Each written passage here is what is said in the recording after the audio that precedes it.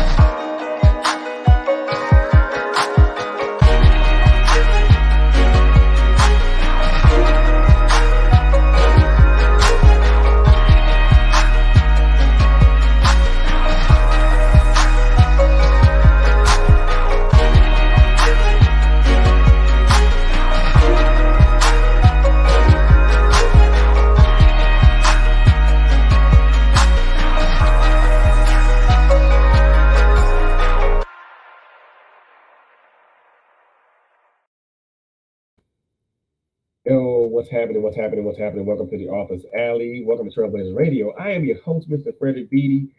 Yo, we got a great show for you guys tonight, man. First of all, thank you so very much for tuning in with us and rocking out and vibing out with us, man. You guys could have been anywhere else, but you guys are right here with us, and we most definitely thank you for that. We most definitely thank you for that. So appreciate you.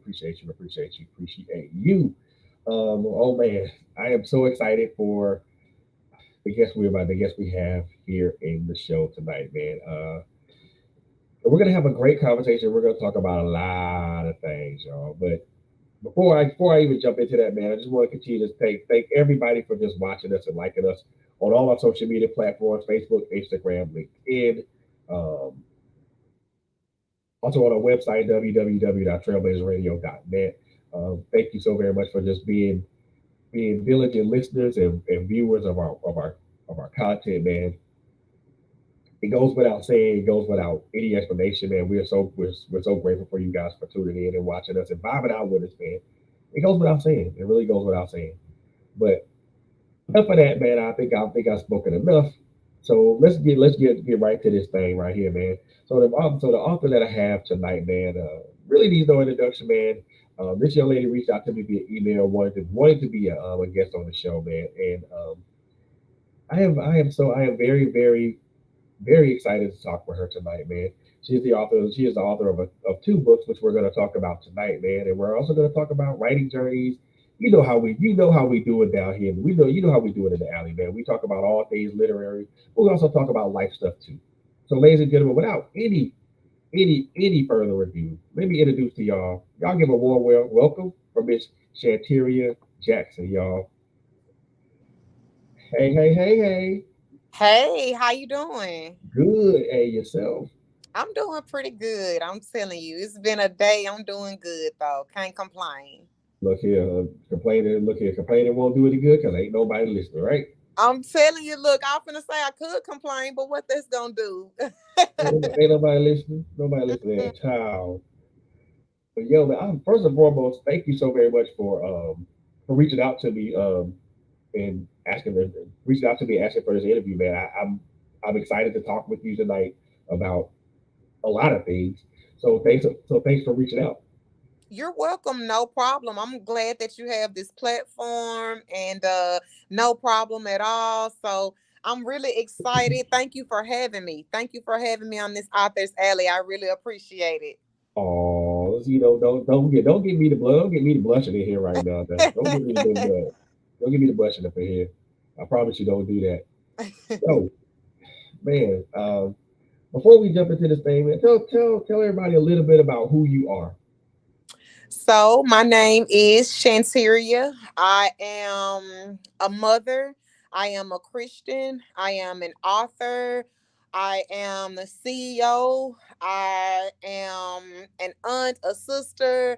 I am a God fearing woman. Of course, we all know that I am definitely. I'm happy. I work in the corporate world. I'm telling you, titles to plenty hats. Man, there was a lot of titles though. I'm trying to tell you, yes, definitely. I think the two titles that hold the most weight are Christian and Woman of God. Those are two titles I think hold the most weight as far as I'm concerned. I'm telling you, definitely. And when I say being a Christian, being a woman of God, especially being a woman of God, that is one of the most, whew, outside of me being a mother, because that's very important too, but being a woman of God and being a Christian and the love I have for God and the way He blesses me and instructs me and give me authority and just really has so much favor on me. I cannot ever not talk about God or thank God or put that in the midst because He is my everything. Uh, I can't, you know, we always say that. We always say that here, man. We first laugh. Most definitely, we can't do this without God because without Him, this doesn't. We don't exist, and this doesn't exist. So, most definitely have a great point there. So, let's talk a little bit about this writing journey of yours. When did this writing journey start? Did it start in high school? Did it start in elementary school? Or did it start later on in life? When did this writing journey start for you? So for me, this my writing journey started probably about a year ago actually. It started later in life for me. I tell people that kind of all the time is that me being an author, this is not anything that I dreamed about. This is not since I was a kid. This is not anything that I've dreamed about since I was a kid. This is not actually one of the things that I actually saw for myself. This really was a God given instruction to pretty much like I tell people that all the time. God gave me a vision and a dream to write a book. And I kind of was like, who, an author? Me? Like, I don't have millions of books at my home. I don't have a lot of books. I don't read a lot of books. So when he told me to do that, I'm like, it was so out of the norm and out of the ordinary for me that it actually took me a few months to really get into what God had told me what to do and the vision and the authority that he kind of had given me. So, and I tell people that all the time. I'm like, y'all, I'm not gonna say it was a hobby or anything like that. I'm just gonna say honest to God truth, I had a vision and a dream and I went with it. Ah, it was all interesting. And sometimes it starts with a dream. Right. Yeah. So you did, but you said you started later on in life. Um, was it something that you had always wanted to do, or was it kind of something that you kind of did not want to do? I'm not gonna say I did not want to do it. I will say that, when you kind of asked, did it start in elementary, middle, high school? That's why I'm kind of like, literally within the last year, within the last year or two, I would say year and a half actually. I would say that's kind of when I received the vision and the dream from God pretty much. And that's when I went with it. So I'll say not even a full 2 years actually. Wow, that's not even a full 2 years. So basically, you've been at this for a while. But now the one question I always ask, especially with us as writers, we're readers first. Now, were you a reader before you became a writer? Yes, I mean, I have books that I like to read, but when I tell you, if you ask me what book have I read in the past 6 months, I'll be like, besides my own, I haven't really been reading too much. Outside of, writing and reading my own books, that's why I tell people all the time, like, and outside of reading maybe a friend book or someone I know that is an author or something like that, I kind of I don't know, it's kind of weird, and I tell people that all the time, like because I don't have a million books, you know. I just kind of really I'm going off a dream and going off a vision and just, you know, going forward with it. I hear you on that one because I think I know for me, kind of long story short, I mean, I started by just I was an avid reader first, and then became a writer, and then all of a sudden, they did because I think for me they flip flop. They to me they go hand in hand. And usually that's the transition for that. To me, that's a transition for writers. Usually, readers become writers. But also if you're not a reader, that doesn't prevent you from becoming a writer because sometimes, like you mentioned, you just started until you were much older and you're much older and much more progressed in life, and then God just put this on you like, hey, write this, write about this, and this is what I want you to write about, and here's the words that I want you to use. So I do like the fact that sometimes a reader, you don't have to be a reader to become a writer. Sometimes you can just have a vision, or better yet, God can impart a vision to you and say, hey, look, you do. I want you to write this, and this is how I want you to write it, or this is how I want you to convey it to people. So I like the fact that you know you got your download from God first, and then you wrote what was downloaded to you. Thank you, and I tell people that too though. Like it's amazing, and it really me being so big on God, kind of like, and I tell people this too, is that when I started praying and asking God what my purpose is in life, you know, and started asking Him to show me what I'm supposed to do and where I'm supposed to be, and really started getting closer with God and growing. And it's like, you know, sometimes at during the hardest times of my life and the most depressed times of my life, which is kind of, you know, not to get too jump right into my book, but that kind of is, you know, one of the things that's one of the visions God gave me during one of the darkest times of my life. You know what? I think in the darkest times of our life, I think that's when we run. I think that's when we create the most profound things. I'm most definitely not going to hold you to that because I think in our darkest moments, the most profound things are created. And I think sometimes things like tragedies are used to for us to create those profound things. And man, I can I can tell you now, I mean, because like you said, we when you come across a dark moment or a dark patch or a rough patch of your life, you kind of put it in perspective and then you write about it, or then you talk about it, and you talk about it at length. And not only is it cathartic for you, but it also brings about understanding and healing for somebody else. And I think it's usually when we get to those darker moments or those darker paths in our life that the most profound things come out of us because we've already been through that. We've already been through that dark tunnel. We've already came out on the other side. Now it's time for us to tell other people about it, about how we did it, and apply whatever, and not necessarily apply what we've learned to what they've done, but take take little nuggets from it and then kind of put it to what they're doing. So yeah, I mean, I love the fact that you mentioned that because and actually to kind of jump right forward into that, man, to talk about your first book. Um, let's I don't think there's any good. I don't think there's any way that I could ease into this without being direct and stuff like without being direct. So let's just get it. Let's just get into that. Your first book. Where did that come? Where did that come from? I mean, well, Okay. that wasn't where did it come from, but what happened leading up to the point of you penning this book?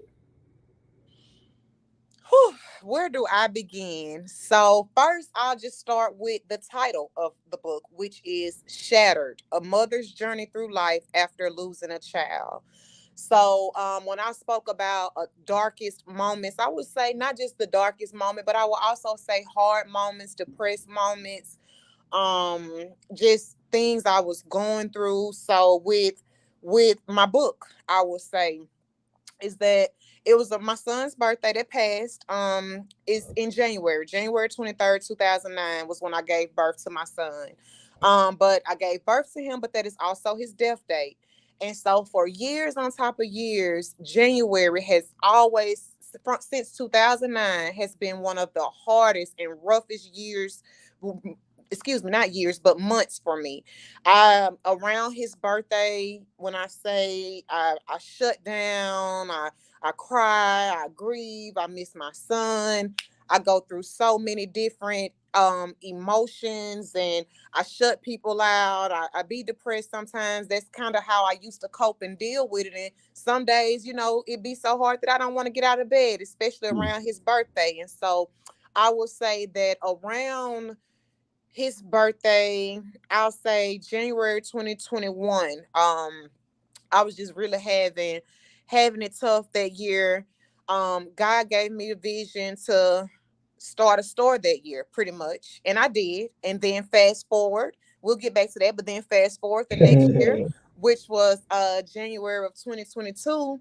God kind of it was that year was like a hard year for me. I kind of, especially at the beginning, I missed my son more, and I remember crying myself to sleep around his birthday time. And I remember while I was asleep, I had a dream. And in the dream, I was an author. I wrote my book, shared my testimony, talked about my story. And it was just something that was so, kind of, I'm like, me being an author, God, I kind of even questioned God. And it was weird to me. And I'm like, me, an author, I haven't read books, and I don't, just, I did. I questioned God. But then a few weeks later, I received an email from a woman, and it was a 3-day map your book out challenge.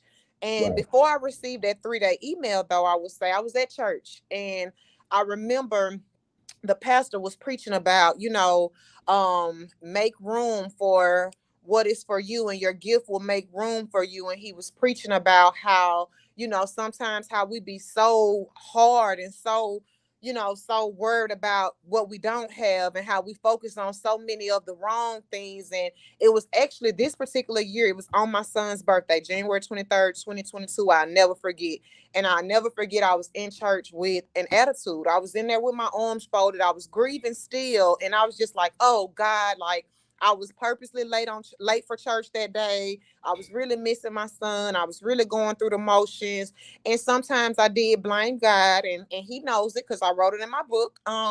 But just really, and during in church, I just, I could hear God speaking to me and talking to me, and he's just like, you in church, you got attitude, you mad at me, I may have took one child, but I blessed you with two more, or you, and just really and he just talked about your gifts, and just talked about, what God had instilled in you. And I'm like, okay, God, that's right. The choir started singing, then the pastor started preaching. And when the pastor started preaching, he was talking to me, and I'm like, okay, God, whatever you tell me to do next, I'm gonna do it. And when I tell you, literally a few days later, I received an email from someone I had never met, did not know, and they were like a free 3 map your book out challenge. So I'm like, okay, God. And I signed up for the 3-day map your book out challenge. And from there, like it was so different, because I'm like, okay, it's free. I'm glad it's free. But when I tell you, the first class, it was like a series. First class was at 6 a.m. I'm like, 6 6 a.m. I kind a.m. of I kind of rolled my eyes a little bit like, oh God. So 6 we had a.m. that. I'm just stretching again. Right. I'm like, oh, I'm still, So that kind of, just the authority and God, I tell people that all the time. Like, I cannot take the credit, because it's not anything that I foreseen, for myself. Right. Wow. Ooh, you never saw you did. That's like something you never saw coming. I didn't. I when people, I used to think I was gonna be when I was growing up. I used to think I was gonna be a teacher or a lawyer or something like that. Or I never thought that a CEO or an author or having my own brand, like all those different things that God has instilled in me. It's just it really kind of took me by surprise. And even with me writing Shattered, it took me by surprise, kind of like because I had for so long, I never really publicly spoke about my son other than his birthday. Sometimes I give him a shout out because I would go visit his grave once a year on his birthday. And we'll sing happy birthday, take a cake, let balloons go, just to celebrate him, even though he's not here. So when God kind of gave me the vision and the authority to write my book, I'm like, okay, God, I see you. And as I began to write, I'm like, okay, it brought back everything, every memory. It brought back the day of. It brought back feelings I had felt. It brought back emotions. It brought back a suicide attempt that I had never told anybody about besides the person who found me, which was, my kid's dad. And it brought back so many things. And I've been so embarrassed and ashamed to talk about a suicide attempt, to where I just buried it for 13 years and never spoke on it. And God was like, the pain that you buried, the things you went through, the heartache, the hurt, the suicide attempt, all those things that you went through, but you made it. And God gave me, oh, he just gave me a real testimony. I can really say that I went through those things, and there is a purpose for your pain, and I'm healed, and God definitely helped heal me. I'm still healing. I'm not going to even say I'm completely healed. I will say that I'm still healing. That's one of the chapters in my book. Actually chapter 6, year 13. I'm still healing and I'm still grieving. And it's just it's just one of those things. But I thank God that he helped me to be able to finally be able to write about it and to talk about it, and to be able to help others, not just women, men, and grandparents and friends and family, and so on and so forth. So I'm definitely thankful to God because I have been able to help people. And when I made a status about my suicide attempt, I was so embarrassed, and I really didn't really want to talk about it. But after I made the status, so many people hit me up and told me that they had tried to kill themselves, and asked about my book, and asked me, how did I cope and how did I get through things. And even mothers now, people losing kids now, and I'm just like, I tell everybody, God, that's my secret, that's my answer, God. It is. I mean, and when I think what I what I think people really don't understand, and well, I won't say people, but I think some people don't understand is how life changing that event is.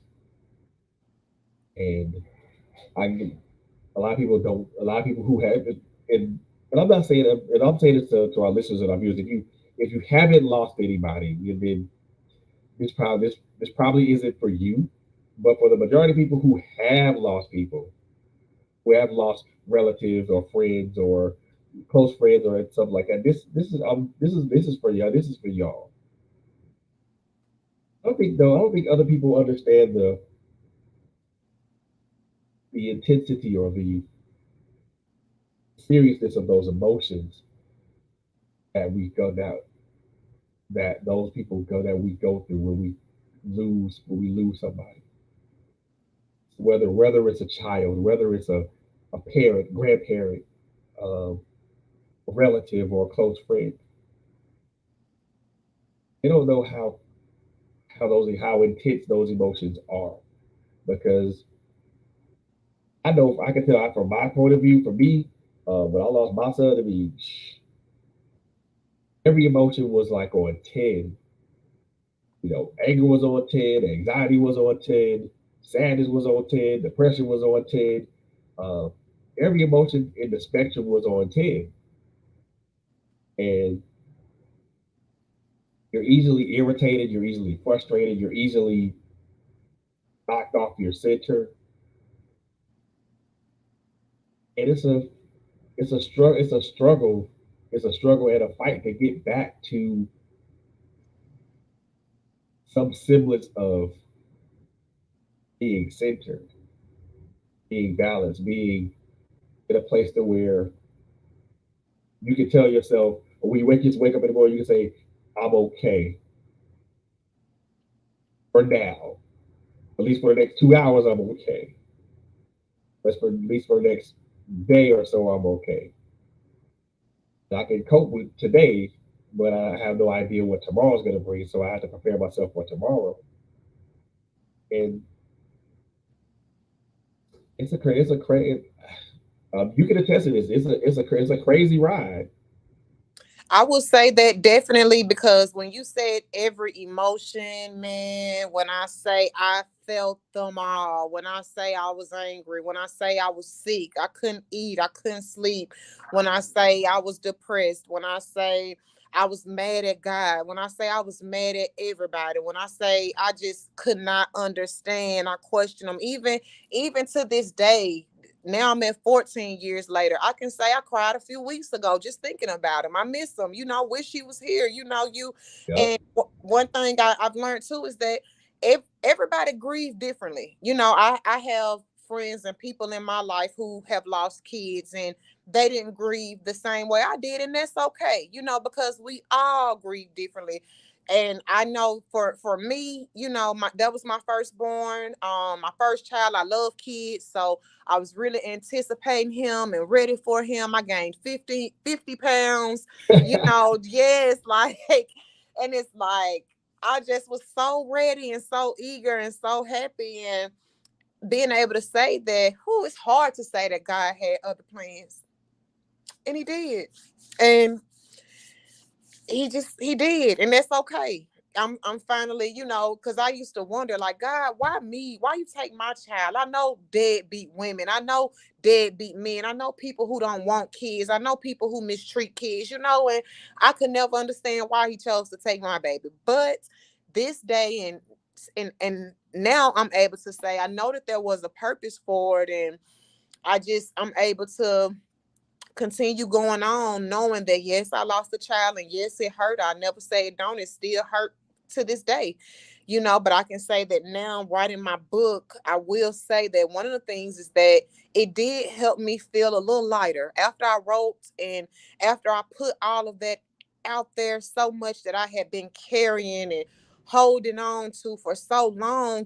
I did feel a sense of, okay, all right, now you got that, now you got that out, and you can possibly, help someone else, or you can let people know it's not the end of the world, and God was able to heal you and help you and bring you through, and now you should be able to do the same thing for somebody else, help them and heal them. And days I didn't want to get out the bed, days I didn't want to eat. I went days without eating, and when I thought I would never smile again, it was God who picked me up and carried me. I kept trying to throw the towel in. I tried to kill myself, and God said, Man, uh-uh. I remember those. I remember those days.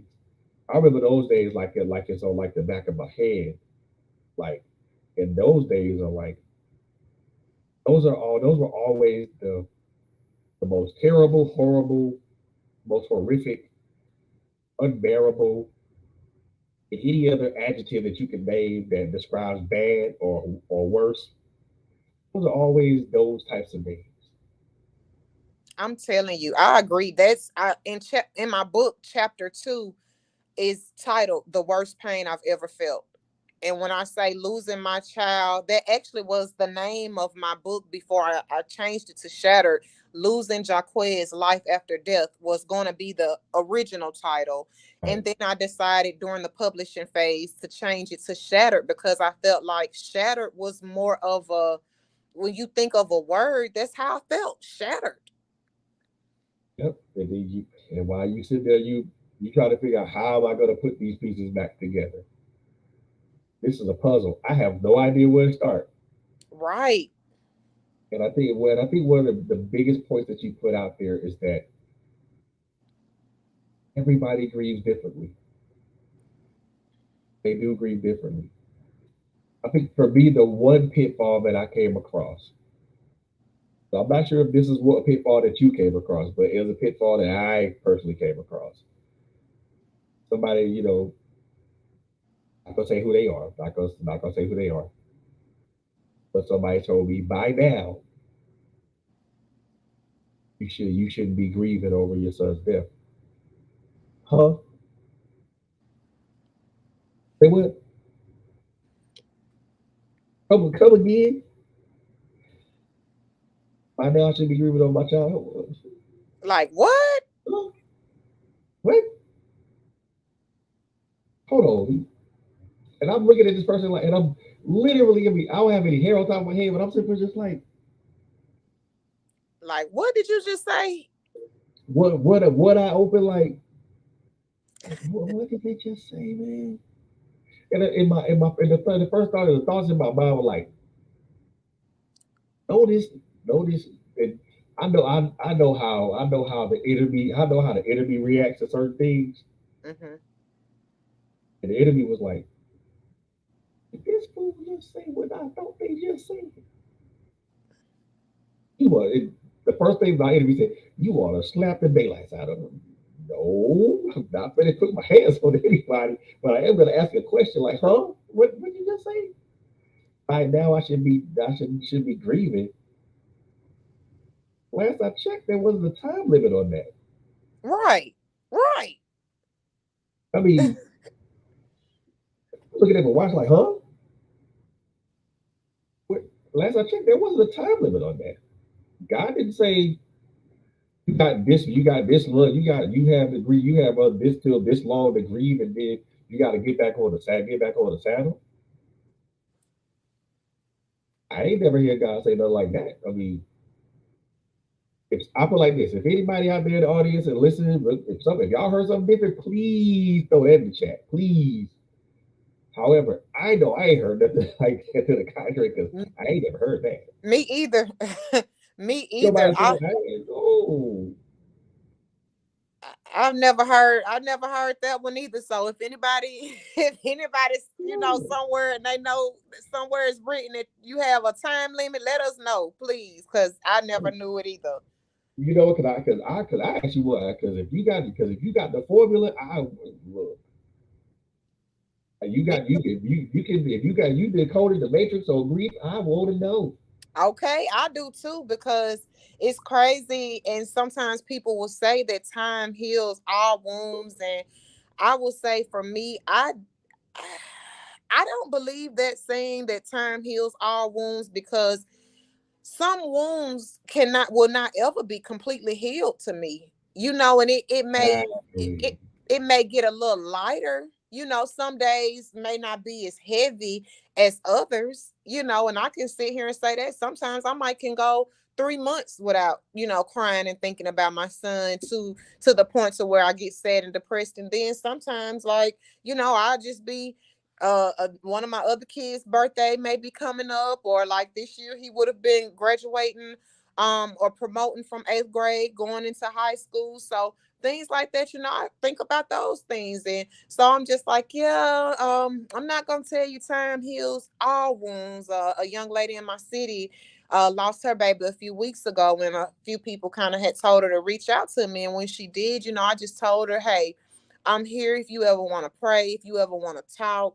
I said, and she just like she feel like the people around her tired of her, already. And I said, listen, sometimes people don't understand, and they don't.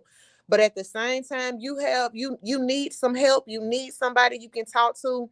I'm not gonna tell you that it's gonna be over in 3 months. It's gonna be over in 6 months because this year I'm in year 14 and I still cry sometimes. I still miss my son sometimes. And I do feel like, sometimes people may not understand and people may not look at it. I had somebody tell me that, people lose kids all the time. You can have another kid and, so on and so forth. And like you said, I'm like, What? what the hell? Excuse me. But, I'm Oh like, no, you huh? know you. Oh no, you're open to say what you want to say. Oh Okay, yeah. okay. So sorry. I mean, okay, yeah. So I'm like, huh? And it's so crazy to that point, because I will tell you that's one of the titles in my book as well, is that I planned a pregnancy, trying to get past the grief, because I thought having another baby would take Replace. away some of that pain and would help me. And when I say I was wrong. Total opposite, right? Yes, I'm telling you, it was, and I wrote about that too. I was so sad and so depressed, and my kid's dad, he was so, we both was, it was hard for us both. We both wanted kids, we both wanted a family.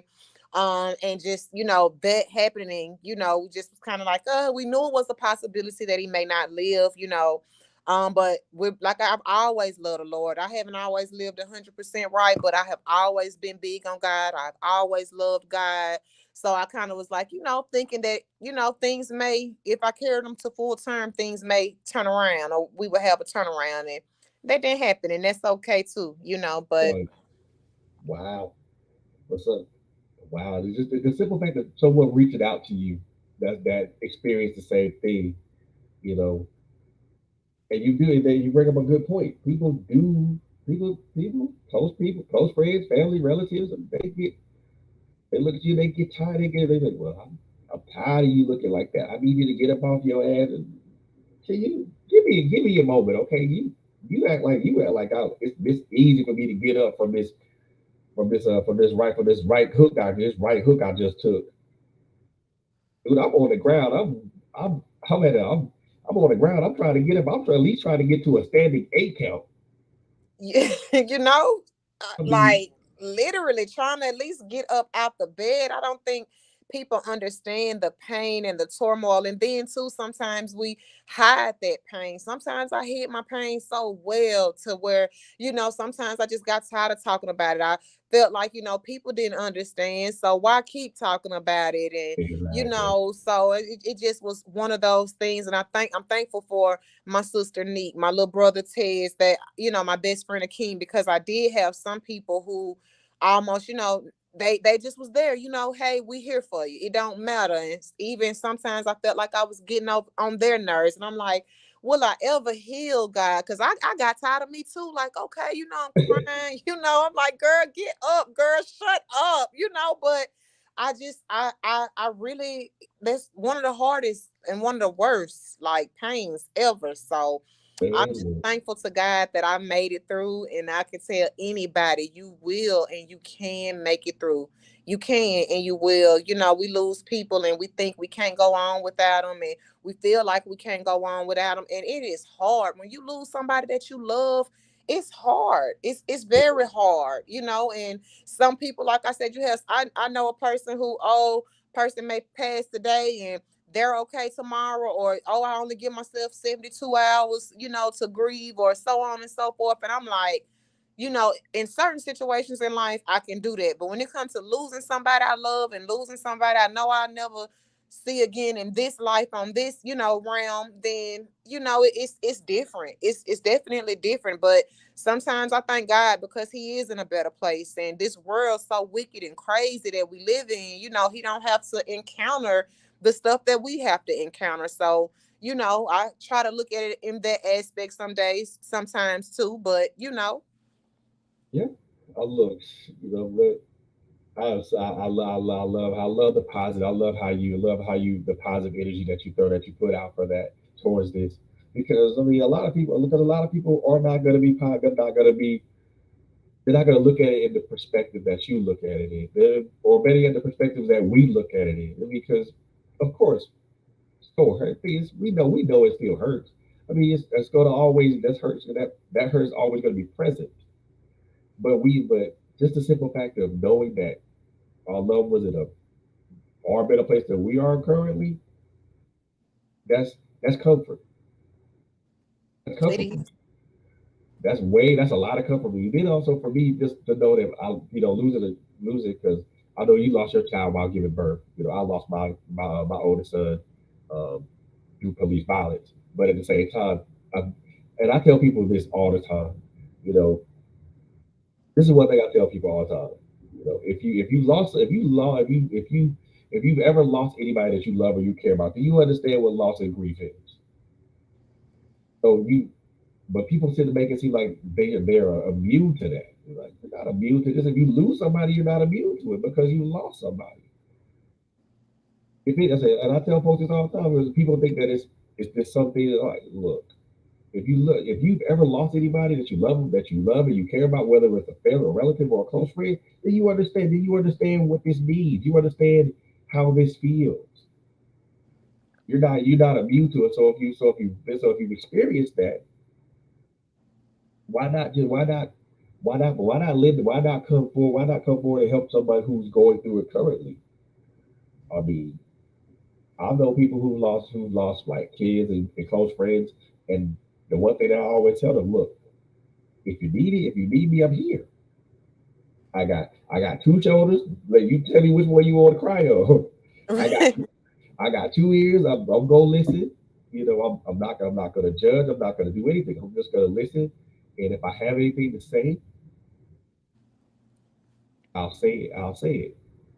But I'm gonna make sure that I say it in love. Not to berate you or pull you down or make you feel like you're insignificant or you're a failure. But I'm gonna talk to you in love. Like I said, I got two shoulders. You pick which one you want to cry on, left or right. You know. Right. When people say, well, why would you want to do that? I say, well, because I would want somebody out because I would want somebody to do that for me. Right. Somebody has done it for me. Right. Total strangers. People I didn't. This is a true story. When I was in Virginia, when uh, for the few days, for the couple of days, for the days that I was there for like a week. But the day of his wake and the day we buried him were the two hardest days because both of us. One, because the day of his wake was fell on my birthday, which was July 12th. Then we buried him July 13th. Both of those days were the hardest days for me ever. Funny thing, one thing that I realized that I really because and I was in Virginia because I mean it had been a long time since I've had been to Virginia and I didn't know how I was going to be received there or anything of that nature. So I had no idea of anything. But it's just people that I want just people that kind of knew that knew me back from back then. Saw the person that I was. And they walked up to me. They comforted me. My ex mother in law, my ex brother in law. They came and showed support and stuff like that. They comforted me, and it was it was. And the funny thing about that is that that beautiful moment was born out of a tragic moment. Mm. The fact that I knew that I had people that were there for me exclusively the whole meant a lot to me, and it made those 2 days. They're still hard to bear, but it made those 2 days easier to deal with. Like, and the one thing I tell them, I'm forever grateful for y'all. Despite what me and your sister or your brother, your daughter we went through, I'm forever grateful for y'all because y'all did such because y'all did this brother a solid. Because I had no idea how I was gonna get through any one of those 2 days. I had no earthly idea. And to be honest with you, and this is something I want to ask you because this is the feeling that I had when during my son's Kawaz's homegoing ceremony. It just seemed like did you ever feel like your whole body or your whole body was on autopilot? Like, yes, like you there, but you're not there. Completely detached. I'm talking about like, oh yeah, I definitely can relate. And I definitely can say that I have felt that. And let me also say before I finish, I'm sorry for your loss. I am so sorry because me being someone who's lost a child, and I know, it's hard for you too and on your birthday. Yeah. I am so sorry. And like you said, God knows what we need and when we need it and who Oh, to send when we need him to send them. So and definitely I'm thankful, that he sent you, your ex in-laws and your family and people to, kind of comfort you. And they always say it sucks because our people, and we can, in the black community sometimes you don't see your family sometimes until it's a funeral. That's when everybody, you see people you haven't seen in 5, 10 years, people you may have not seen longer, 3 years or shorter, a month, 6 months, but when somebody passed and it's crazy, like you said, a tragedy. And that's how it was for my son. When my son passed, it just was, it it brought, it kind of brought everybody in, even to be there for me and for my ex-husband and, our family. And, just we needed that. I yeah, needed that. Even when like DC Young Fly, when he said that, these people thinking that I ain't lost my mind because you ain't seen me lose my mind. How you know I ain't lost my mind? How do you know that?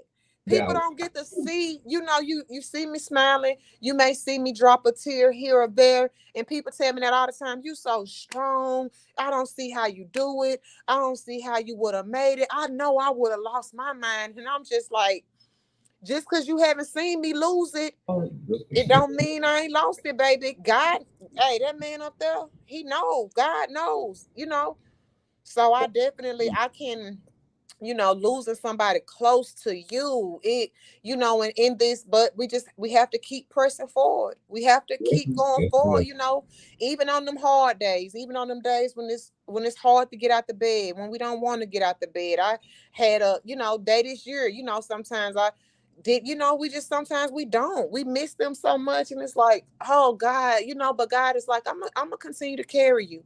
I'm gonna continue to help you get through it. And on them days when you feel like you can't, I have, people that reach out to me and they may need me or may be going through something. Okay, let me clear the tears up and all right, let me be there for you and hug you, or we might have to cry together, or we might have to comfort, each other. So oh yeah, for sure, man. I mean, and that's, I know for me that I know there's days when I look up at here, look at that ceiling fan, like, damn, do I want to get up out of this bed or do I just want to lay in this piece? right. Nah, I'm gonna get up. And I tell myself, no, I'm getting up. I'm getting up because when I think about what I've endured, what I've been through with losing him, but also the other things that my other experiences are like, nah, there's a there's somebody that's going through the same thing that I went through that needs to hear what I have to say. There's somebody that's going through something that needs to hear what you have to say. And, and like you said earlier, so such a profound thing from BCL Fly. And you hit the nail on the head perfectly. Just, just because you ain't seen me lose my mind don't mean I have it. Just because you see me smiling don't mean I ain't sad. Don't mean I'm not wanting to break down. Just because I'm being friendly right now don't mean I want to be don't mean I don't want to don't mean I don't want to be isolated or be somewhere where I don't want to be bothered with nobody. So just because I got this smile on my face,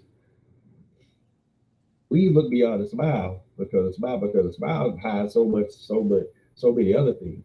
Because I'm smiling, but honestly, honestly, I don't want to be. I don't want to be here. Right. It's I want like, to be in my bed. right. And it's like you see me smiling on the outside, but I'm dying on the inside. Like when I tell you my best friend and my little sister, I'm talking about the closest people to me in my life. I had never even told them about, one of my hardest moments or about my suicide attempt or, some of those moments is because it's like, sometimes you don't want to talk about how bad you really doing or how depressed you really are or how sad you really are, what you really going I, through, and that's why I'm like, y'all, I can tell people. That's why when people ask me about being an author, I'm like, y'all, this is nothing that I ever foreseen for myself, but God is, he really is a waymaker. He really gave me the vision. I had one of my coworkers at my job. and this was probably last month in June. We did a kind of like a promotion, and one of the ladies at my job, she came in and she said, I'm so glad you wrote your book. I lost the child. She said, and it's good that a sister wrote the book. And we don't have many sisters, that experience, that, excuse me, not that experience. She said, we don't have many sisters that write about their experience to where we're able to read about how, they got through or made it through. And I was like, well, you know, I went ahead and and I told, I said, well, thank you. You're the first person that ever made me look at it in that light, because I never looked at it in that light, honestly, because I would say I've never seeked professional help. I've never really seeked counseling. I've never really looked for books to help me. I kind of just have always prayed. I've always went to church. Thank God for my support system that I have had. And when I didn't feel like I had the support system, sometimes I may write, or sometimes majority I would pray, or I would cry, or I would grieve to myself. So, and I even wrote about that too. Sometimes when you feel like you have nobody and you don't feel like nobody will listen, talk about it. Talk to yourself. Exactly. Write about it. I think Lil Wayne said it, talking to myself because I am my own consultant. Sometimes you have to be your own consultant. I'm talking about for real. I Help love it. yourself get through there, I so love it. don't don't feel bad about how you have to get through what you have to get through, because getting through it is one of the most important things. And that's why I tell people that too, though. It's a purpose for it. We just don't understand it, and we don't know. And sometimes, like I said, I blame God. This ain't fair. Why me? I went through all of that. But today I would say, sometimes I might still have my questions. I feel like when I get to the gates, God, I know why, but can you tell me why? But at the same, Exactly. you know, I know why you did this, but I mean, can you at least let a sister know why? I mean, you know, that would be good. You know what I'm saying? right. We cool and everything, But I mean, I know we homies and all, but come on. right. I mean, I mean, at least drop a hit or two. But hey, so I think things happen the way they're supposed to happen, and those events happen for reasons we have no idea they're supposed to happen. But we at the end of the day, we come out smelling like roses. Yeah, we do. We don't smell like the smoke. We don't smell like the smoke that the fire produced. Right. What they say, thank God I don't look like what I've been through. Exactly. That right there. That Yeah. right there. Yeah. I'm trying to tell you. I'm trying to tell you. So so let's talk about this new book that you got that's about to be dropping soon. What Mask Off? What is that first of all, that title is very intriguing. So and what without spoiling it, what's that about? Mask off. Wow, this is actually the first time you the first person that's asking me live and direct. So this actually is good. Mask off is about family trauma. It's about me giving my testimony about something that I went through as a child that I never spoke about, that another thing that God has delivered me and helped me come out about, and just really tell my story. And it's one of those things. I'm not gonna go too far, but in the community, we talk about what goes on in this house stays in this house, and we're not allowed to express, certain things. And with Yeah. mask off, that's kind of, my suicide attempt was something I was embarrassed about, something I wanted to take to my grave. And mask off, what I wrote that book about, was something that I thought I was gonna take to my grave and never talk about. And God said, when I say he will put you in a place, because after I wrote my first book, Shattered, and I started to ask God what was next for me, a person from the past, and I'm hit me up, and I'm like, no way, God, it anything but that. Not, you don't want me to talk about that. Anything but that. And he said, yes, ma'am. So that's Talk mask off about is it. definitely, yes. It's another book about healing, about my testimony, something else I made it through, something else I conquered and overcame, and want to get that out there. So I'll be back on the show to talk about mask Oh off too. But yeah. yes, I'm definitely coming back. So, Oh, but okay. I'll talk more about it once I get that out there too. But it's actually it's out and available too. Just like my Shattered book, I have it here with me. Shattered: A Mother's Journey Through Life After Losing a Child. It's available on Amazon. Mask Off is actually available on Amazon. Also on www.shanteriajackson.com. Also on my link tree. So I have a few different ways that I have my books. They're out there. If anybody want to follow me, you can follow me on Facebook, Shanteria Jackson. So I do. I know we're getting close to the end. She everywhere. Definitely want to put that out there real quick. So and tell She you is. thank you. She Thank you so everywhere, much. y'all. She put out a whole bunch of it. She everywhere, y'all. I am. And if you're ever in Chattanooga, Tennessee, y'all, I have a women's boutique, a women's clothing boutique, which I'm actually sitting in right now.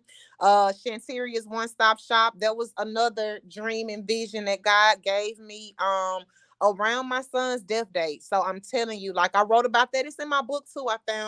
I'm a homeowner. I found my house on my son's 11th birthday, January 23rd, 2020 is Look when at I that. found my house. Yes, on my son's birthday. And so from there, his 11th birthday, I found my house. His 12th birthday is when God gave me the vision to start my store, and I started it months later. And then 13th birthday is when got the dream and the vision to write my book. So about Look at Shattered, me this. being shattered. So definitely, thank you.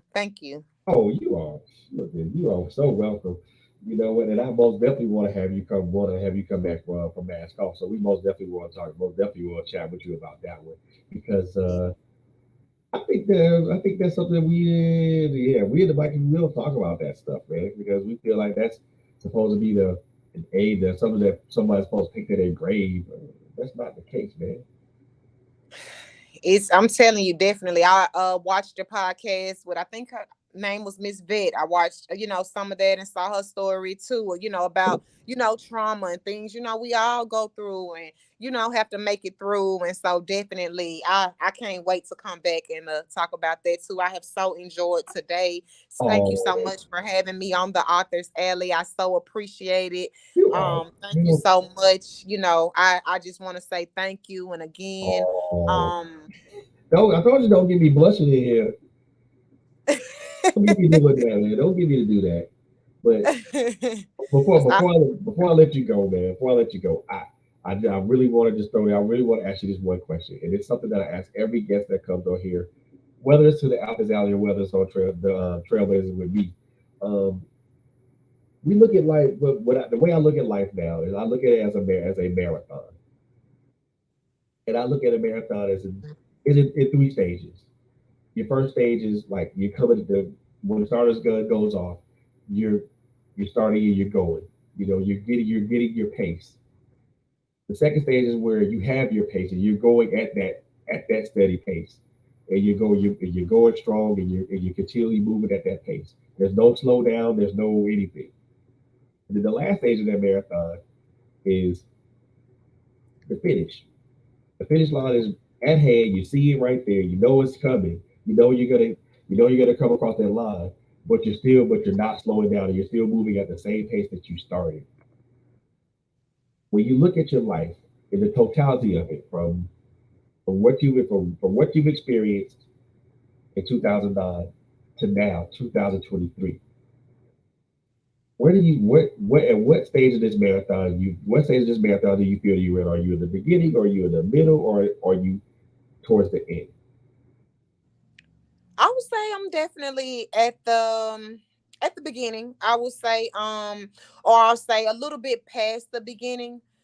Pretty much writing my book. I feel like that was kind of the opening my store, writing my book. I feel like that was kind of the beginning and the start of it. And I feel like now being able to get out there and being able to, heal and help and I feel like I'm really just getting started. So I feel like I'm kind of beginning. I don't feel like I'm nowhere near stopping. Oh, there you go. I love that. I love that because because I think when I asked that question, the last person I asked that question, they kind of scratched their head for a moment, like, "What do you mean toward the end?" I'm like, but I told them how to look at it. Look at it the totality of your life and look at it what you've accomplished. Don't look at it as your life from beginning to end.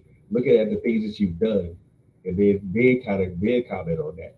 A lot of people who who answer the question, they usually say towards the middle, um, in the middle. But you said you're right at the beginning, and I like the way that you said. I like how you put that because a lot because of a lot of because I say this to a lot of people. Some you have endings and then you have beginnings. One thing ends so another thing can begin. And people are like, well, what do you mean by that? Well, what part of what aspect of your life ended so another aspect of your life can begin? Think about it. And think about it. And I told this one, think about it as you change and as you change towards as you get older towards as you get older, your older years and stuff like that. You know, your perspectives change. Certain perspectives that you had when you were younger, those perspectives ended. Now you picked up this one that begins. They're like, oh, they say, I didn't know you can look at it like that. Yeah, you can. It's about, and I tell people it's about perspective, how you see things, how you view things, how you look at things, how you observe. And I love how you said you're in the beginning because you have your shop, and and now on top of that you're writing, and that's kind of like those are two beginnings that will lead to a whole bunch of other things if those things haven't already approached you already.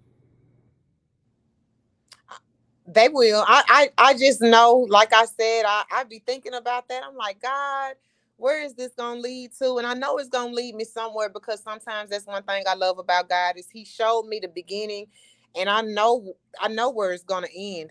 I know that I'm gonna be, successful in life. I know that I'm gonna, be on BT. I know I'm gonna be, global. I just know that I'm gonna be so much bigger and so much, not even just bigger, but I know that this is only the beginning. I would Oh say yeah, that. Definitely will see me again. Definitely will see me on the big screens. Definitely will might see me in your city at a book conference. Might see me speaking. You might just I just know that you're definitely gonna see me again. you go look out for Shanteria Jackson in a city near you. Okay, I like that. Thank you. I said it. Look, thank I said it first. I said it first. And Yes, you did. Yes, you did. the one thing I really wanted to say this to you, like uh, God has really been preparing this way, this path for you for a while now.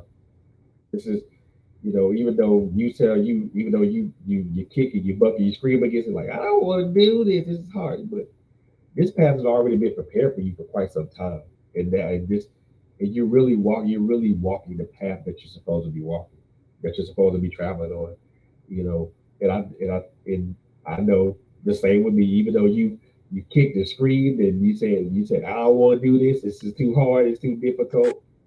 But you stayed the course. You stayed the course. You remained steadfast. You remained faithful. You remained you stayed in Him, and you're gonna God's gonna reward you for that. Your your your Thank you. your reward's coming real soon. So Thank you. you Thank are you. I definitely appreciate that. I you don't want so my phone to die. I'm sorry.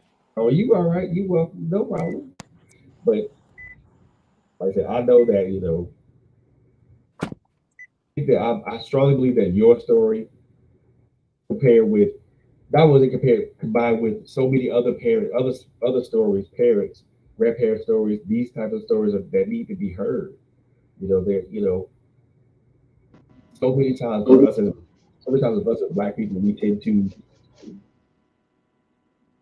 bury what we feel, bury what we go through, and we don't tell nobody about it. So this is a great opportunity for people to learn and see what's going on and how what it means to prosper, what it means to overcome, what it means to get to I'm getting better. So thank you for that. You're welcome, and thank you for yours as well. And like I said, we as people, we think that by not speaking on things that we're doing the right thing and we're healing, and that's not always the case. Sometimes you heal when you talk. and when you're able to let those feelings out, so that's just something I would say. And I will also say, if you ever need to reach out to somebody, if you ever need to talk to somebody, you can talk to me. I done been through it. I've made it through it. I don't know everything. You might know something I don't, and we might can help heal each other. So thank That's it. you. And I just, yeah, I'm thankful. I'm very thankful. That's it. That's it, man. So, all right. So, ladies and gentlemen, boys and the girls, friends and countrymen, look, I want look here. I want to introduce to y'all this young lady right here, um, prolific author. She's got a great story for you. She has a wonderful story that I think that every parent should listen to, or pick up at least, or to the very least, pick up and read. Um, want to introduce you guys to Miss Shanteria Jackson. She's a prolific author. She's also a businesswoman and an all around cool person. So check her out on the social media platforms on Facebook or Instagram. Check her out at Shanteria Jackson. Her books are also available on her website, and I did put that in the chat, www.shanteriajackson.com. Go check those books out, man. Um, Look, first and foremost, Shanteria, thank you so much. Thank you again for being so so kind to spend a few moments with me tonight, and talk about your first book, and we're about to talk about your first book and talk about your story. Um, I know for me personally, I am definitely encouraged, um, I'm definitely encouraged to keep doing what I'm doing as far as advocating for people, advocating for mental health and us as Black people, but also being more transparent and telling my own story. So thank you for that. I appreciate it. You're welcome, no problem. And as you should, it's nothing wrong with, getting your own story out there, getting your voice out there when you ready. You know you're ready. You know when it's time. So I just want to say thank you as well. Thank you so much for having me on your show. I definitely appreciate being on the Author's Alley. Thank you for great hospitality. I really do appreciate it. Definitely. And I just want to say thank you. Thank you so much. I really do appreciate it. And thank y'all for y'all time. Thanks all the viewers for watching. Oh, you welcome, dear. So, like, from this point forward, Su mi casa, su casa. All right, I'm gonna hold you to that. I'm gonna hold you to it. Yeah, whatever you ready to talk about basketball, you let me know, and we'll get it cracking. I promise you, we'll get it cracking. Uh, All right. I am Soon. I let Definitely soon. I always let people, the authors, know that I interview. I'm easily reachable. And if you got a book release you want to talk about, hey, let's do it. Let's do this. Let's do this. I'm appreciative of you. Thank you so much, Santeria. I like I said, for me, this particular talk gives me hope now. Hope that a lot more people will come forward and talk about their experiences with loss, whether it's a child or anybody or any other individual that they care about. So I appreciate you so much. Thank you. You're welcome. You're welcome. Thank you. You are welcome. You have a wonderful night, and you have an awesome weekend. Thanks. You do the same. Thank you so much. I appreciate it. Yes, ma'am. Thank you, ladies and gentlemen. That my sister, my new sister, and my new literary sister, Miss Shanteria Jackson's in the building, y'all. Man, look, check her out on her social media platforms. Also, check out her book. Check out her book. Well, both of them, which is both available right now. But look, I need y'all to do me a favor. I need y'all to go to her website, man, and just and flood that place, man, with orders and stuff like that, man.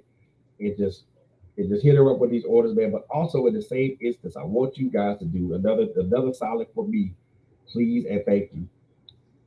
As you as you pick up the book and as you read it, and you gain insight from it, and you gain hope and you gain knowledge from it. I need you guys to do me a favor. I need you guys to leave when you finish with the book. Please leave a review for her. The reason I say that is because reviews help us as writers, it helps us as authors, it helps us to understand what you like about what we write, and what you don't like about what we write. Reviews, negative or positive, help us as writers, helps us to become better writers, helps us to become more proficient writers. It helps us to, it also helps us help you because it allows us to put out even better and greater content, uh, better book, greater books with more content for you guys. So please don't just buy the book and read it and don't and please don't buy the book and not read it, or don't buy the book and read it and then don't leave a review. Read the book, leave a review. I guarantee you that reviews go a long way with us as writers, man. I promise you that. So that's gonna end this particular episode of the Office Alley, man. Again, thank you, Shanteria Jackson, for being here with us tonight, man. Look, if you not following Trailblazer Radio yet, I'm gonna need you to do that. I need you to follow us on all our social media platforms: Instagram, Facebook, LinkedIn. We got a YouTube channel that we're on the road to 100 subscribers. Um, we got a website that you guys can go check out. Look, if you ain't following us, do me a solid and do that, man. We're on a whole bunch of audio streaming platforms, man. We're on iHeartRadio. We're on Amazon Music. We're on Stitcher Radio. We're on um, Pocket FM. We're on, oh my God, there's a whole bunch of them that I can name, but just to name a few, we're on Apple Podcasts. Uh, on Spotify. We're on Google Podcasts. So if you can't catch the audio versions, look, we're on a whole bunch of audio streaming platforms, so you don't got an excuse. Also follow us on our Facebook page, man. Like I said, if you ain't following us, do me a solid and please do, because myself, Quentin Jones, Coco Fenton, Latanya Harris Good, man, we're putting out content for you guys, to amazing content for you guys.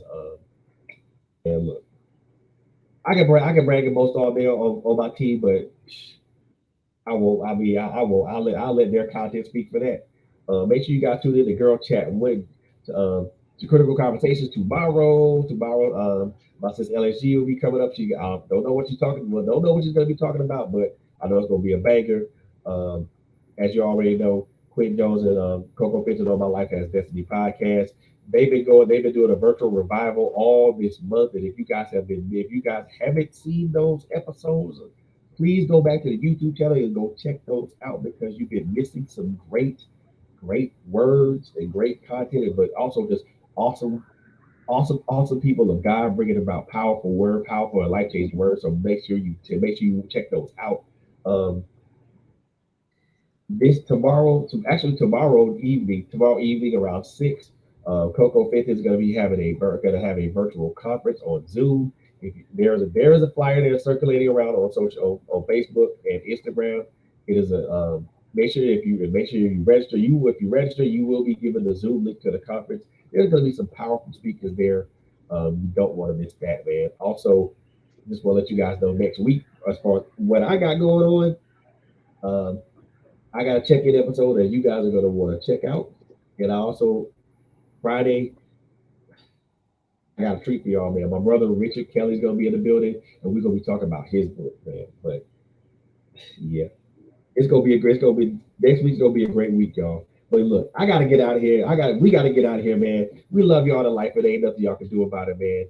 Look, as I always like to say when I end these episodes, man, the number one is a crazy. Number one, please love on each other. Number two, take care of each other. Number three, as I always like to say, it's a crazy ass world out here. So above all those things, man, do me this one solid thing. Y'all please take care of each other, man, because it's a crazy ass world out here, and you never know what's gonna happen. So with that being said, man, y'all have a great night. Y'all have a even better weekend, and we will see y'all again next time in the office hour. Peace.